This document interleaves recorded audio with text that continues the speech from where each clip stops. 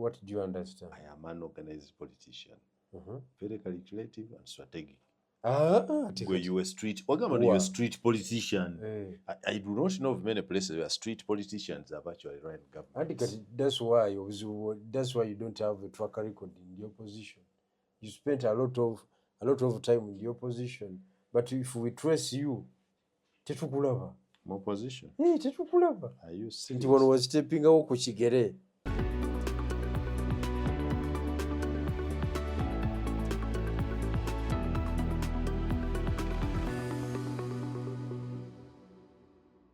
Alright, kale nkwaniriza nnyonyi ddala ku SML News nga bulijjo oli otya nno mukwano gwaffe atugobera okusinziira yonna gy'osinziira wala okugobera omukutu gwaffe tuli ku mitimbagano gyonna egimanyiddwa nga social media kwe tuli ku YouTube kati kwotulabira tusange ku TikTok page yaffe ya SML News nga bw'owulira bw'okigoberera ate tubona amawulire amawandiike ku mutimbagano gwaffe ogwa www.smlnewsugi.com ojja kuba otufuna bulungi tuwayeemu by'otawulire mu bigambo ojja bisanga nga tubiwandiise genda ku kibanja kyaffe era omanye bye tukola services ze tuwaayo gwayagala okubeera naffe okwetaba mu nteeseganya ez'enjawulo tubuuka ne interview essimu ezo z'olaba wansi ezo z'oba otukubirako essimu ojja kuba otutuuseeko ate osobola n'okuweereza WhatsApp era ku nnamba ze zimu n'otufuna.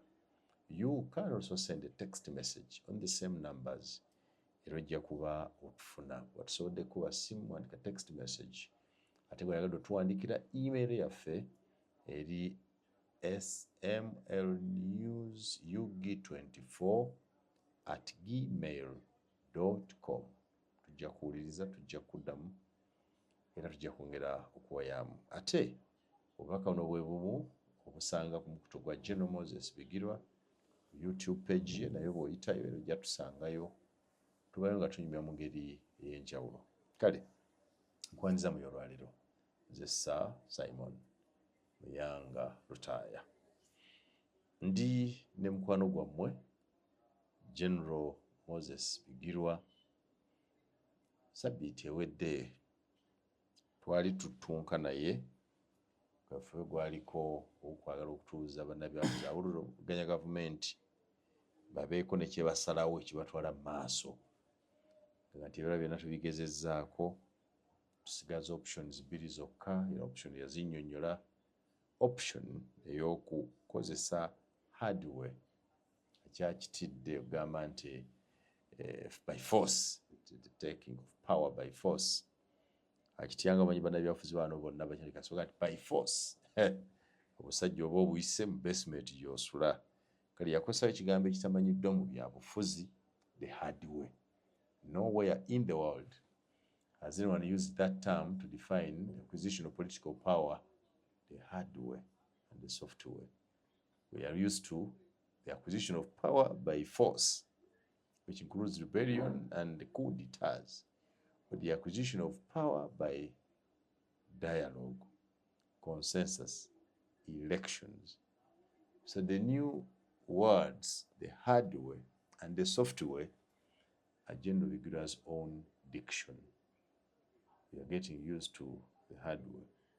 My investigation is that by saying the hardware, it's fear to mention the other word, because if you mention it, it becomes criminal. So nange nsenso okusanga webale ku nsalako ndi musanyufu olw'okuba nti SML News eri ku mutendera gwa nsi yonna era n'omukutu gwa General Bigirwa Moses nagwo gugenze gulinnya ogutadde waggulu era obulango nange ntandise okufuna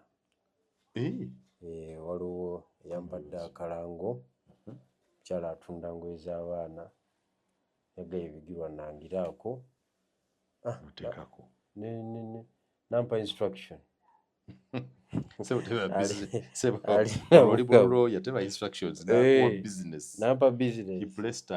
She placed an order for business. Kati baloya tuba tumanyi instruction. Yes, so ali ku Kosovo Plaza, shop number 11, Nabugabo Street. Enamba y'essimu eri 075 6565 946. Yes. Edduuka baliyita Coco Closet. Coco Closet.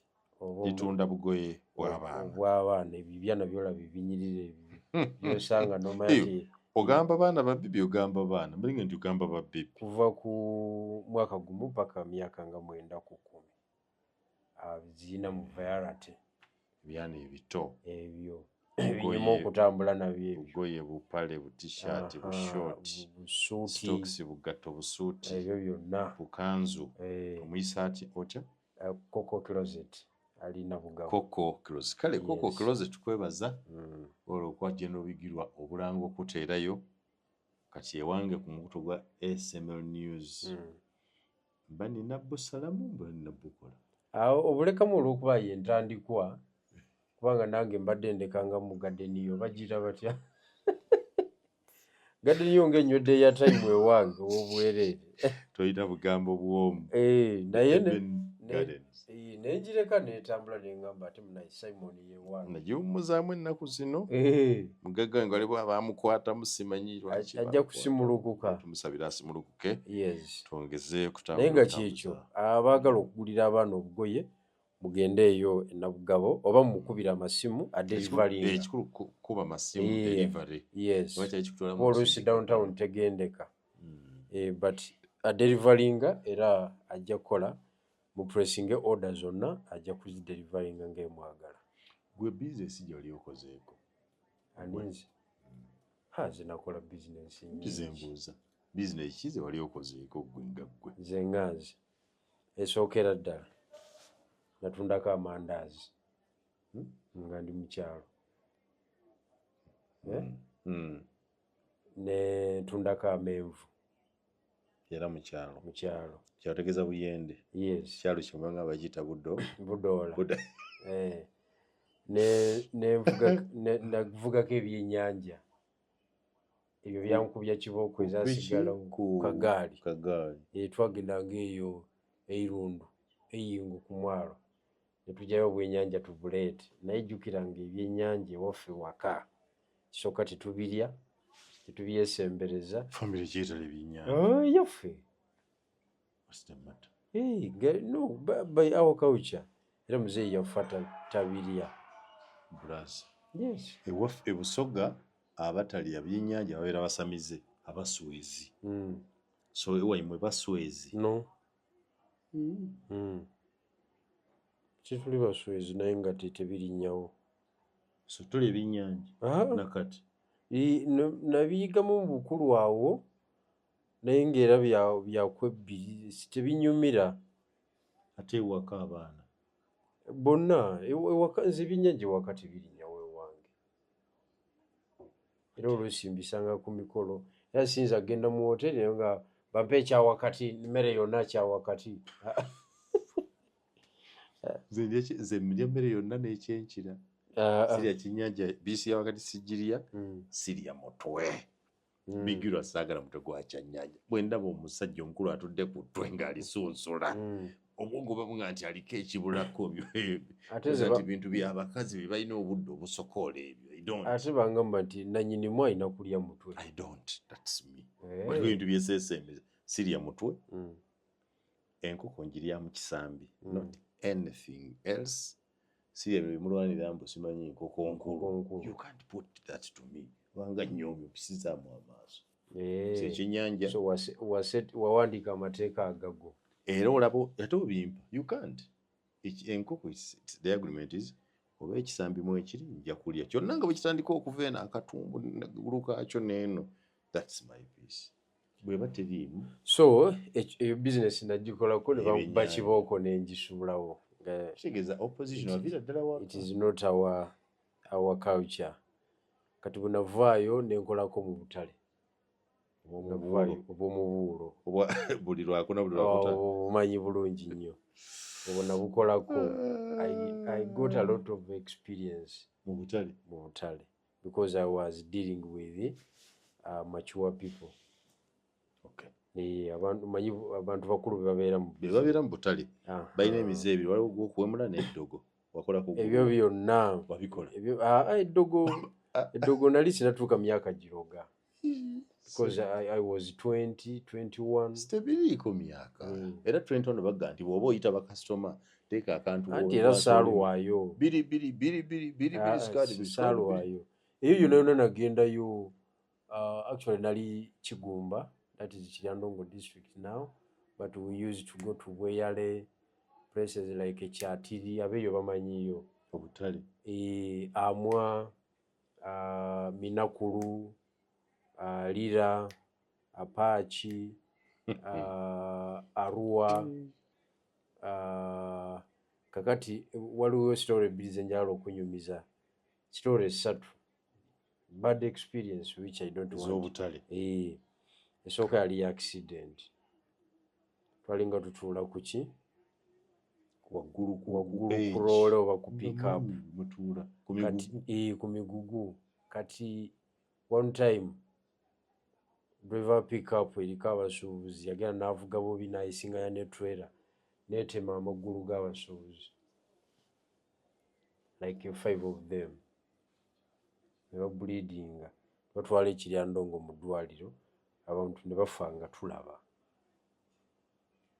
Omanyi omuntu gw'obadde naye kyaliwo Simon n'afiira wali ng'olaba. Omusaayi bableedinga eddwaliro temuli musaayi ne tuziika. It was a bad experience. Naawe nga kwoli ku mmotoka eyo? Asaali ku eyo. Nali ninnya endala. It was bad experience. Another experience, try to get Arua. Tulipa kwaki. Tugwa mu Joseph Konyi. Obudde bwa Konyi? Njogera ku 2001. Gwe? Ng'oli eyo? Adui. Kuba ebiseera ebyo nga bavuga convoy okuva ku Karuma. Bavuga convoy UPDF ye batwala awo. Adui gavuze papa bigenda okugwa nga babiri gabakutte mu basi. Amekufa. Ngoye bagenzi. Olwo naawe oli ku loole ya migugu gya yali basi. Oli mu basi atogenda kukola. Nali ntwala peni ya Arua. Lamu. Peni? Baziyita Lamu. Ng'otunda peni? Peni, yes. Bayiro. Mu Lukyoli baziyita Lamu. Lamu mia cheri. Meaning? Peni ya 10. Mwemwe temulabye ensi. Lamu mia cheri. Mia kitegeeza sente. Mia cheri. Siringi 10. Olwo Lulugwala? Lukyoli. Lamia acheri. Lamia acheri. Peni 10. Olwo ng'osunda 10. 10. Zaddi ezikola ensi ku 10. Ati ng'osuubula bokisi erimu peni 5 bagikuguza siringi 3,000. Kati olina okunoonyaako 2.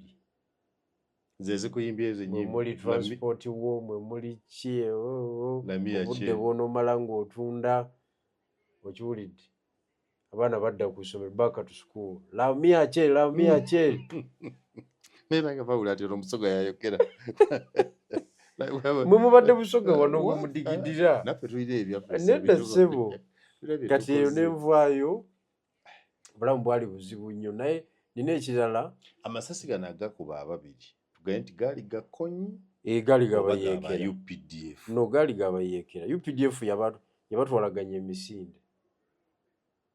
Ne gayitamu? Naye nga waliwo babiri bakoze ki? Bakoze bo bakuba bukubi. Amekufa tebamanyi gwe bakubye. Kati Konyi was real because twalina ebyoga nti bali. Was real. Ni Museveni alimba teri Konyi. Museveni Konyi be bannannyini awo. Ng'oli Kampala. Naye kufa abaali wali. Konyi yaliyo. Yaliyo. Was a big threat. Was a big because yasembera Katonda atuuke Karuma awo. Ate abakusala bridge eyo. Nadda side zene y'Ebunyoro. Byali badde birala. Masindi. Kuba waliwo space nene. Ebibira nga weebiri. You could survive. Ng'asobola okwadvancinga. Naye kati jjajja kye yakola yateekawo barracks awo. weri nzibu nnyo nasooka akoma Karuma n'adda muli naggalawo awo. oli mu bbaasi olubanyumya oli mwana muto ga around 20 years I was 20. boogera ku konyi Actually, I was not 20. bitegeera In 2001, I was 17, not 20. sa 17 gwe tandise okutunda I was dealing with serious so ovuoti ewammwe Busoga bali bagobye waka because you are a child. How would the child no, mama yanzijayo nantwala nsome senior 2 naye ngenda okutuuka eyo Masindi ng'ate school fees taliwo bulungi nga lina okusooka okukola ki tunda pen okusooka okuyiyamu nenyingira life y'obusobozi. so wasomerako masomero geeyo Kigumba High. Kigumba High nasomerawo Masindi district. Kiryandongo district now, but then it was Masindi. Kiryandongo. So ebitabo bibadde byagattagatta. Ate okukugatta. Ate wasomerako ebuye. Ebitabo by'okugatta bye bya minzaani. But I have O level, I have A level, I have a bachelor's degree, public administration, straight degree. Then I am pursuing another bachelor's degree in law. Kati minzaani eriwa ndagaawo. So tereeza olulimi. So mugamba ng'osomye bulungi. Andi badde kazana okuwulira mu Kigumba. Ezo struggle zaali ndala naye nga bwentuuka mu kwata peeni obwongo bukola ki? Bwali bukola. Bwali bukola bulungi. Okay. Tumaleyo emboozi eri endala tudde ku byewasoma. So I was telling you the experience, another experience. Twali mu katale bakayita Amwa. Kali ku Gulu Road after Corner Camden. Kati Amwa tuba tukyali awo tunoonya ssente, tuba tuli awo batugamba Adui amekuja. Adui n'asalako akatale. Adui olwo yeekonye. Eyo obuyeekera.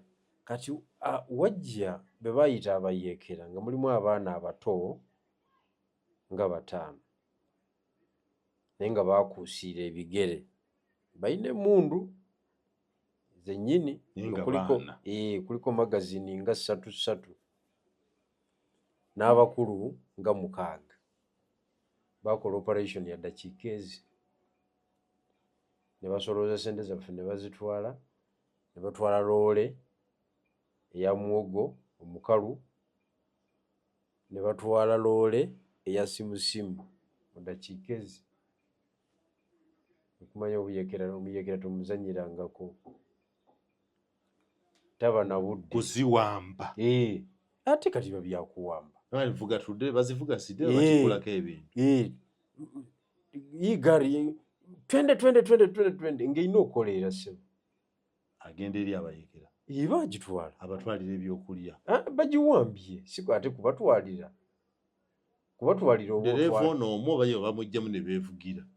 Drive oyo omu ati bamusanga ali ku steering n'amugamba n'ajjako akabaati woosete mukyezo yaba akitegedde kyategeeza n'avuga ewa abayekera ne kagituula mu maaso loole ya muwogo loole y'entungo endala yali yakiwa n'obusente obwaliwo awo basuubuzi wereeta pesa tumbavu yako bwebiyita byakusaaga tumbavu yangu nga nze nakoledde talina budde muyekera talina budde. Kati mu katale ka Amwa bwe nasooka okulaba layini ya butcha ey'ennyama era kulo saalya nga embuzi eri wano, ente eri wali, embizi eri wali, kwegamba nga bali ku layini emu. Endiga, mbuzi, mbizi, nte. Kati nga waliwo n'owe atunda ennyama y'ente nga jambi yemu yetema ey'ente neyetema n'embizi. Omanya amambuka ga Bakatuliki Amwa market bwe bamanyiyo bano batimawo tebabifaako bo nti eno mbizi eno nga biri awo wamu. Era we nasooka okulaba enkoko gye bafumba n'akatwe kaako n'obugere. era nakaluubirirwa okulya nasiibirira soda naki kati nga kyo na biscuit tume tulyanga ku bugere nali bwangu sibisobola ebyo appetite zaffe nnafu akatweko saakalyako Eh, naye mu kyalo obugere eh, abaabutuwanga ne tubwokyako ne tubukalakatako bwe tuti ne tubulya ah, ate ffe lyalinga tteeka okubulya ah, bajjako enjala n'obulya ne Wali- tubulya mwali mwetaaga kubeera eri mu mambuka Nedda ssebo. yes yes banammwe gye baali so twali eno naawe gye wali twabulyanga but I think there was something special about them olya amabonge because my tribe called them amabonge olya ebibonge byankoko olya obubonge bwankoko obubonge bwa mbuli obubonge bwa nte obubonge bwa ntaama n'obubonge bwa mbizi baabulya naye nga ntya okubulya I did not want to eat that so that's your experience ng'omusuubuzi so nasuubulako sebo that is it ate bizinesi ze Kampala nizo zizikuga kuba eri wewantamu awo tewasuubula eri okola bizinesi ya nnyoko si yiyo ya mwannyinaze naye era yali yange natuuka ekiseera nga nina eyange mu ebyo era nabeerangamu ne buddaalidaali obwo 35,000 nga si kizibu kyange okugenda okulaba firimu n'okucakalamu akawungeezi awo ng'ebikalu mbisibira eno waggulu ebyo byonna nga mbimala ebyo si bizibu byange bigiro okyakalamu kati obusuubuzi bwange ate mu kibuga wakati eribeera sitole ya lulala e Kampala nawe wasuubulirawo okwo nakolawo okwo naye ebyo byonna nabikolanga nga n'ebyobufuzi bitambula kuba oli oyinza okumbuuza ate wali mwana muto ate 17 oba okola byabufuzi kiwa 17 ate oba okola byabufuzi ate woba olonze oba tokoze byabufuzi ate olwo otya 17 so tulonda 10 nze mu kulonda kwa 21 baatuwandiisa mu 2000 pending okulonda mu January wa 21 mu 2000 nali 16 naye neewandiisa 2011 n'olonda 21 I am talking about 2001 n'olonda that was my first time to vote. Okay, Mr. Byabakama, Mr. Justice Simon Byabakama Mugenyi, an illegal voter is here.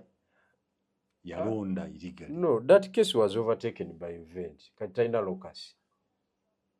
Walonda oli mwana muto. Kube teka terikola nga lidda mabega. Teka likola ligenda mu maaso. Kati etteeka ligana okulonda lyaliwo. Then tewategereka butegereza tukutegedde. And you illegally voted. And kituufu ekyo but toyina bwonvunaana kubanga it was overtaken by event. What ani yakuwaliriza okulonda because you are 16, you are young. What was the I wanted to change. As under 16? Yes.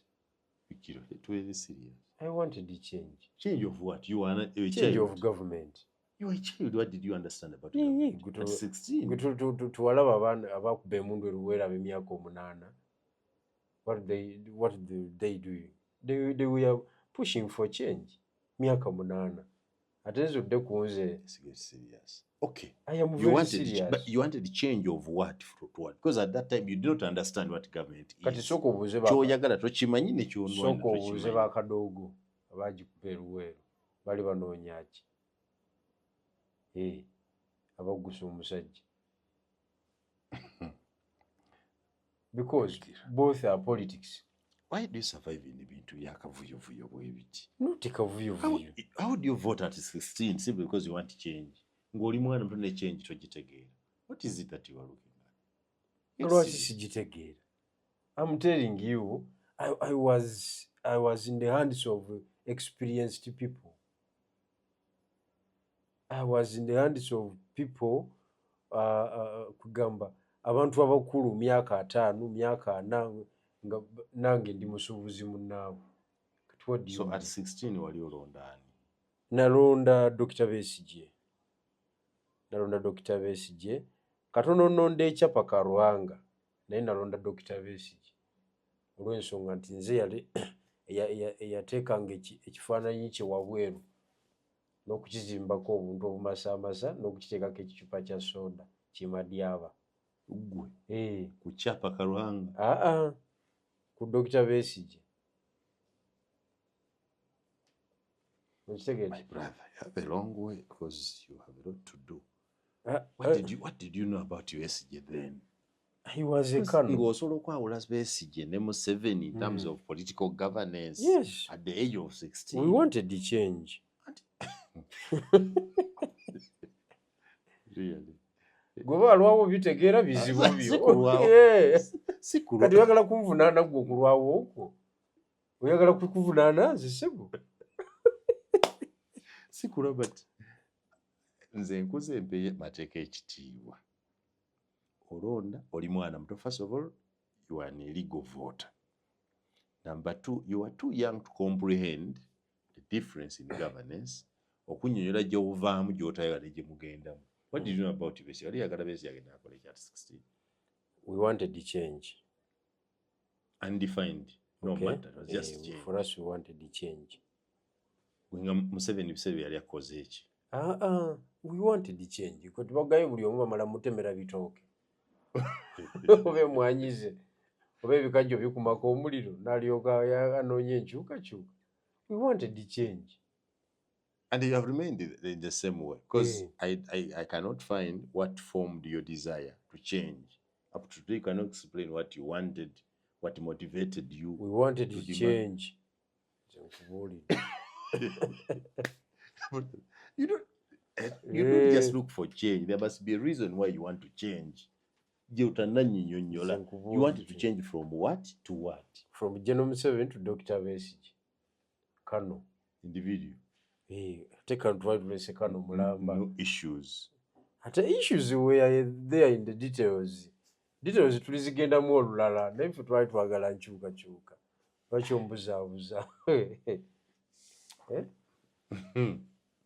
So then, bagamba nti Museveni yalondesa abaana abato nga bba akalulu. Today you tell me it was actually not Museveni, it was Besigye, because you voted. Era katika ngubuulire nze okufuna omukisa era okwewandiisa n'okulonda nagendera mu kikunga ekyo ekyajjajja okuwandiisa under age nengendera mu ekyo. Bakuwandiisa balowooza oli waabwe. Otuukako boxi. Sina kutuuka during the campaign. Kola obuyaayi. Kuba nze yafulumyanga ekifaananyi kya Dr. Besigye. Kyangobya ku kyalo.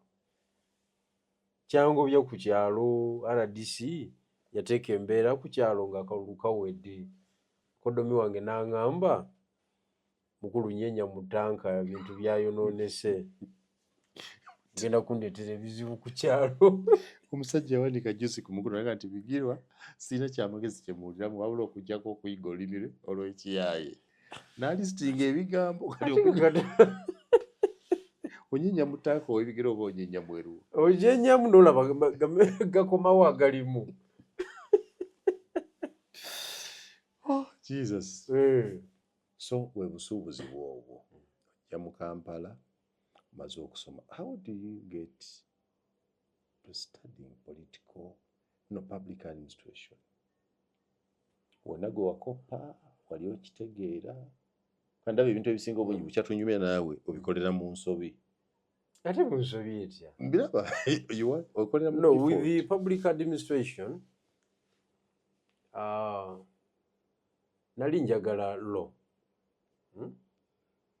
at first. Naye senior four yange yankolamu bubi, yalimu emyenda 3. Gy'osobodde okwogerako? Yalimu 3. Okay. Yalimu 3. Lwaki yalimu 3? Nagikola nakola senior 4 nga sigisomye bulungi. Naye salinga ndi ku street bwe ngenda ogira bwenti wabulayo omwezi gumu yonebwe ekole ki etuuke n'embigwako awo n'embikubirira papa kaka n'emyenda 3 gijjiddemu. Omwenda gwa Kamasi. Imagine Kamasi of all things. Omwenda gwa mathematics. mwenda gwa biology. Actually commerce nafuna 7 naye chemistry.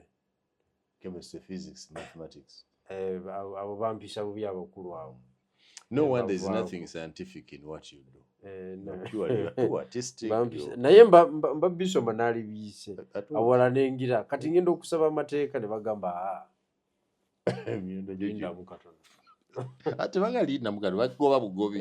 You want to polish baga no you are below average. Kati soke tulabe ne bagamba naye.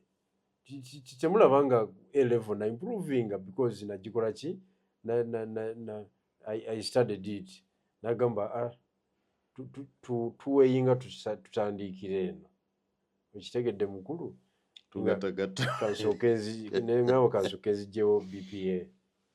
Oh, so your public administration over n'emyenda okikola. Teri particular. N'emyenda gyo okola public administration. Mulimu n'abantu nga alina principal pass 2. Era naye yeyongerayo any other course other than the scientific course and the law. So public administration nenjikuba wali nga sigwosaze naye nga kyekiriwo so wakikola nga kyekiriwo. Naye nenyamba kuba yali mu political science mungi. Yampa omukisa okuddira politics gwe nali manyi oku street. Ate nensanga academic theories, classical theories ez'aba Aristotle, theories ez'aba Plato, Socrates wamuwulira. Socrates, bamukulu ba John Locke, abo bonna balina theories ku how state so ebyobufuzi oyina ebisome. Mikolo Machiavelli, yes. Oyo omusajja wange nnyo era singa naliko ku mulembe gwe twalifuze babiri. Omwegombako ki? Yawandiika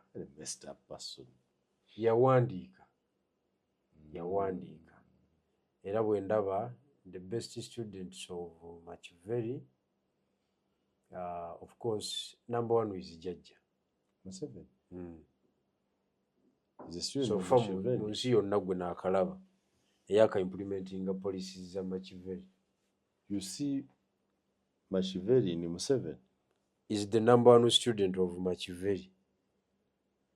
According to you? According to Machiavelli. What is that trait that makes Museveni look like Machiavelli?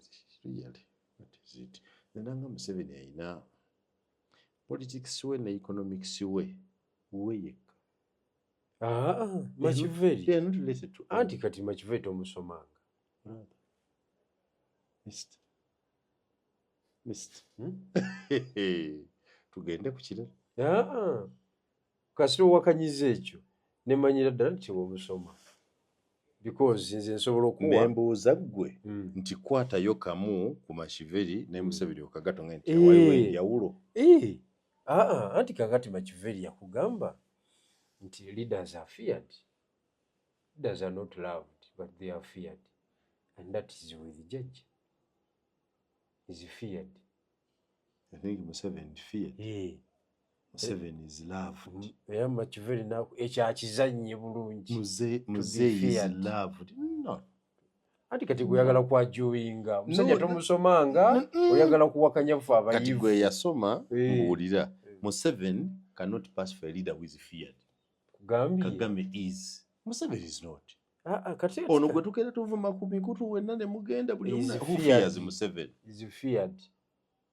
Era amala najjayo goza lwaki combat emunyiga emutawanya okwambala naye goza lwaki yatajjawo. Emutawanya etyanga munnamagye bijjawa wali waje mukaka. That is point number 1. Sijja kudda mu kuwakana naawe owakanya facts. Machiavelli yakugamba the leaders are generous. You have to be generous. Okay? Olina okunkumuka kubanga ekintu gw'okiina bw'okiremera ate n'essente n'oziremera ogenda kuleetinga abalabe bangi kuba enjala egenda kusolooza bali bakuteekeko embeera. Jjajja kyobulaba akunkumuka. I agree with you on that one. Jjajja is generous. I don't know. He's generous. I don't know. But I think truly he is generous. Akunkumuka.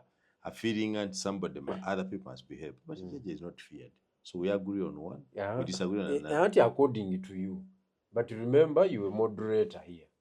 You are not a discussion. That is intended to intimidate me. No. We are students of these scholars. I am going to number 3 point. Zitonziza mwebyo. Machiveri ya kugamba. When neighbors are fighting, you choose the strongest one, and you ally with him. You ally with the strongest. The strongest to avoid an embarrassment. Oli omunafu oba wagira ne bamuwangula unafuuka mulabe wo ate akutte gavumenti kati ekyo jjajja akizannye mu region ekyo akizannye n'akimalayo. So waliwo kyewayiga ku Machiveri, because when you went to the 2026 elections you had Museveni and others, you chose Munyagwa. Did you take any lessons from Machiveri? Did you choose the strongest or you allied with? No, kati Machiveri ngane we yawandiika kati naffe twali tuwandiika. We are starting a new journey.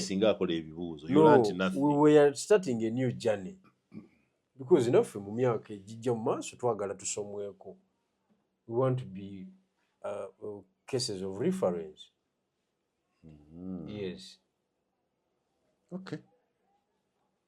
Kale, kasa wasoma Machiveri. Olwo nange ndi kunnyonnyola gwe nasinga okwagala.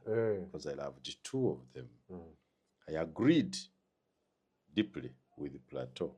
I also agreed to great extent with Socrates. Plato's political theories ez'okugamba nti okulonda n'okufuga kubeere kw'abantu ababugubiziddwako obulungi so saaba ekiboggwe nkulaba kati kubyetukola mu Uganda. Era nzikiriza nti singa yaliwo nange sandifuze na Machiveri. Because to me Machiveri looked a weak leader. That's number 1. Number 2, he looked confused. How? Singa ogambye nti he looks to be dictatorial. Nalibadde okutegeera. But a weak leader. Now calling him dictatorial is elementary. Ng'omusomi on the surface. Behind his theories was a weak man. They were. If you followed them, you'd be a weak leader.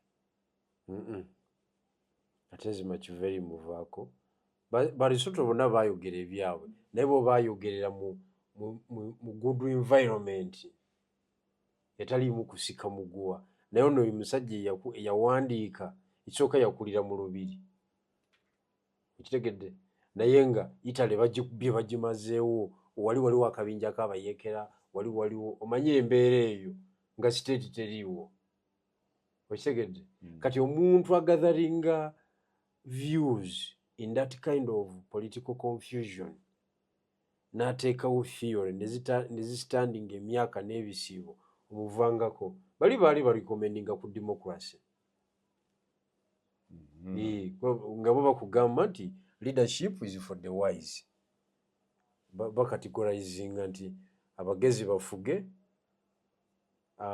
wakati kati awo wabeerewo abakozi b'emirimu babeere wansi. Bafutu soja wansi. The classless, which of those?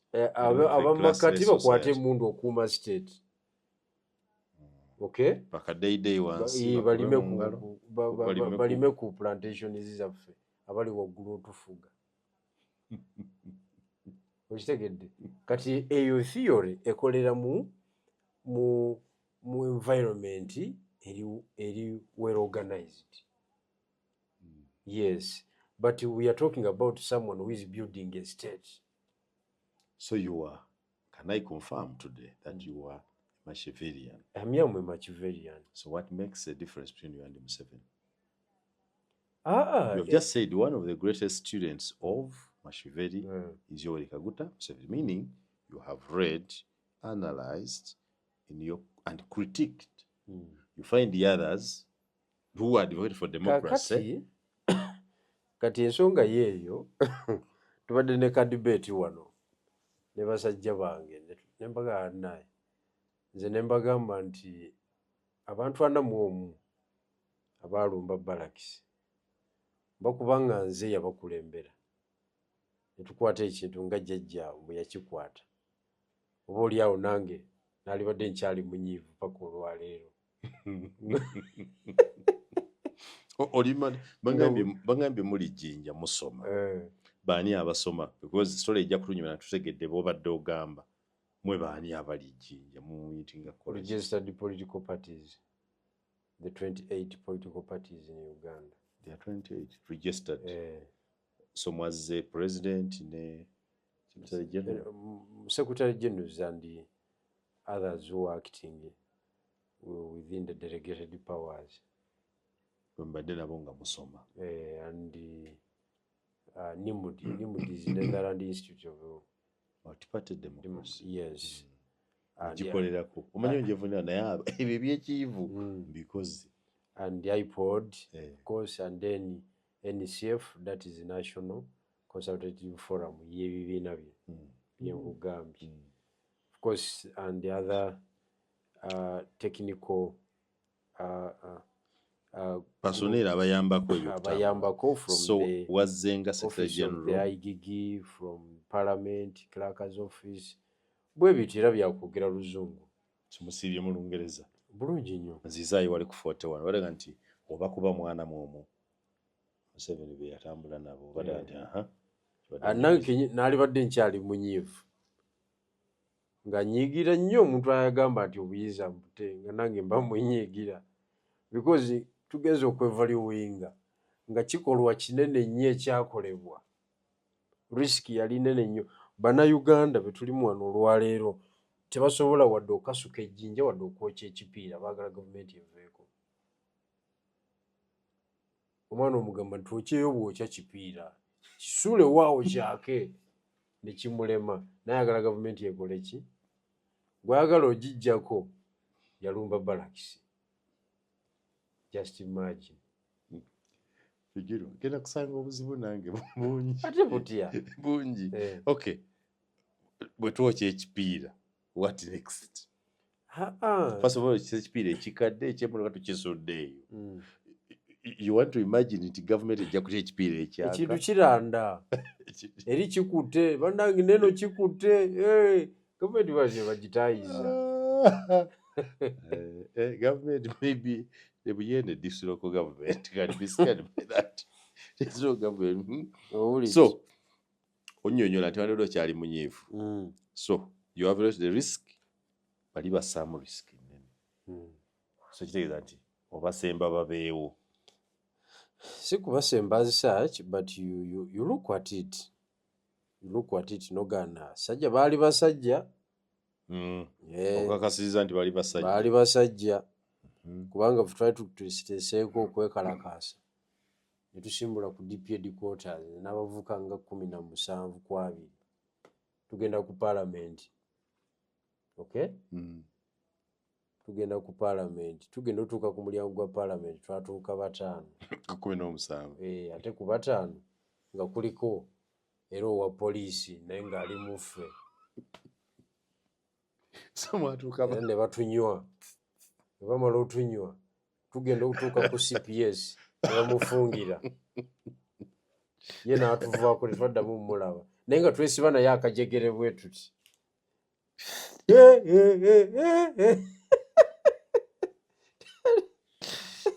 Okiregedde netutuuka wali ezo wiiki 3 twazivuga luzira. Mwatambula 5. Twatuuka 5 nga kuliko wa poliisi omu. Tutuuka CPS ne bamufungira ye nga temumanyi. Afande namulagane afande yamuswera okamu ne tugamba wada tulina kasajja ne batuvuga. Imagine such a disorganized force. Ne musajja wa Kimukiiza. You cannot even tell who you have in a demonstration. You can't even identify your forces.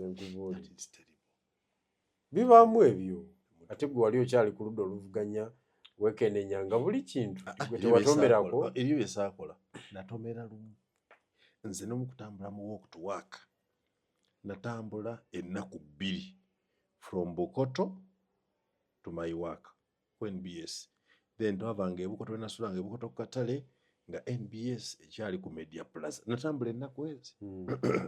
Olwokusatu nanditambudde Mugisha Muntu yayogera general, tumubuuza tuga naye bakutte gundi banywedde gundi naye general otuno atambudde, Mawe yatambudde, Dr. Besigye yatambula, you are not giving support. Natuwa answer eno simanyi oba abagiwulire n'abasanyusa. Naga nti singa mubadde mutambula, that's what it is. If we were walking from here to State House and the results are clear that we are going to take power, I'd be the first on the line. But if you are walking from wherever you're walking to go to a common place, Kampala, and then get arrested and then others sit on taken on vehicle and patrol vans, we are walking to go and get what? Kati ono tamanyi kye tuliko. Mugisha Muntu we mulekane nti ono tamanyi kitukola ki nga yalaga nti okutambula kwaffe tekuliimu makulu.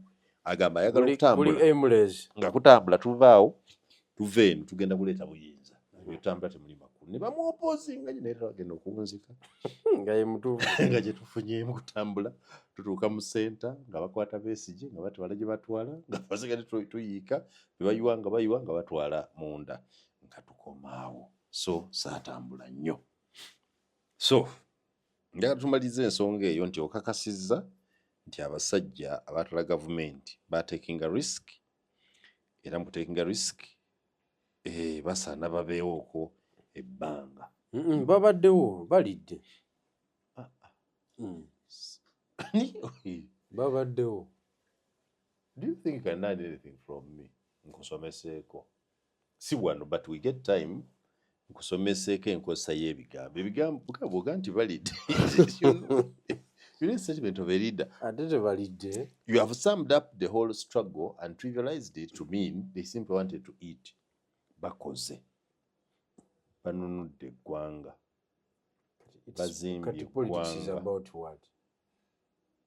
Politics is about who gets what, when and how.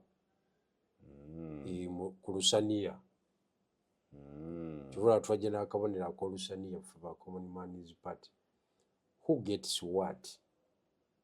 Gwe mu Uganda olyaki? Gwe gwani olyaki? Nzimuyanga. Aha. Era ndya mirembe. Peace. Who gets what, when and how. Olya ddi era otya. Kati buli byonzizizaamu mbu ndya peace. Kati mu nkiiko z'abanoonya obuyinza gwe tukufulumya misinde. Kituyiga oba tokimanyi. Muyigga ki? Olya peace. Bikiru. Era tugambi ntoka inje wewe. You undermine that element? Yeah. It is the bedrock of any progress. Peace, the bedrock. Ndiye mirembe. Kituufu. Kuba mirembe musobola okuzimba oluguudo. Era bwe muzimba oluguudo ne mulutambulirako mu mirembe. Odda gye wavudde. Is that minor? I want to hear a politician of your caliber say so. Is peace minor? Kakati bukankubuulire. Era walioka n'ova mu bintu bino. Nogenda wekolera amawulire go. Sebo go bizya busibivanga mu I'm a politician. Naye Simon lwaki tiwagenda mu bya church n'oweereza Katonda? Kuba ndabira ddala nga bye bintu byo. Because your character tesobola politics for sure.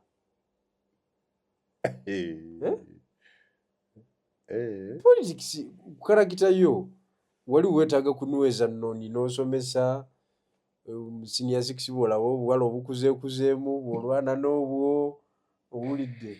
Kati nwana bokinga mbusomesa. What are you trying to impute?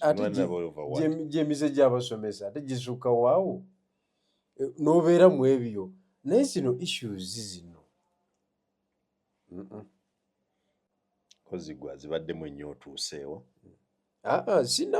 sinabo n'atuuse naye Katonda ajja kumpa omukisa ogwo ngukube munda onsange ng'okuntuukako weetaaga kuwandiika kabaluwa if politics is what I understand, Mm. I'm a better politician than you. What do you understand? I am an organized politician, Uh-huh. very calculative and strategic. Ate Where kati. you a street, you're Wa. a street politician. Eh. I do not know of many places where street politicians have actually run Ate governments. kati, that's why you don't have a track record in the opposition. You spent a lot of time in the opposition, but if we trace you, tetukulaba. My opposition. Tetukulaba. Are you Nti serious? wano wazitepingawo ku kigere. Kubanga nze bw'obuuliza ekaliro mu disitulikiti yo bajja kugamba wano Bigirwa yazimbawo obukiiko. Yajja emirundi 2-3. Okay. Kankujjukize good enough tuli kumpewo. Do you remember? Tinze nasooka otwala Bobi Wine mu disitulikiti y'e Kaliro. Omuwerekedde. Wali ku bizibu. Wasanga afiiriddwa. Wali ku bizibu nga bakutwala amabanja gakulimu. Nali nfiiriddwa. Nali nfiiriddwa. Twajja kusonderako ssente. Mwampa mmeka? Ne mumpa mmeka? Tetwasonda. Mwansonda ssente? Tetwasonda mu lukiiko twasonda ssente? When you brought Bobi Wine to Busoga, did you bring money? Yogera amazima. Yakuwa oba emitwalo 3 oba 4 yakuwa ssente. Bobi Wine ayogera wano kumpewo kweri. Kati olukiiko lwako tetuwaddeeyo ssente. Wagala njogera ebyo ebyekiyaaye mwampa ku ssente ne bw'oba ggwe. Nze nkomya, nze nakuleetera musajja ate wali omumanja ki? Nze nakuleetera Chief Mobilizer. Walira omusajja ng'ali muki? Okiwulira? Yali ali muki? Era poliisi n'etugyayo emisinde eyo bubi nnyo. Because you brought nothing.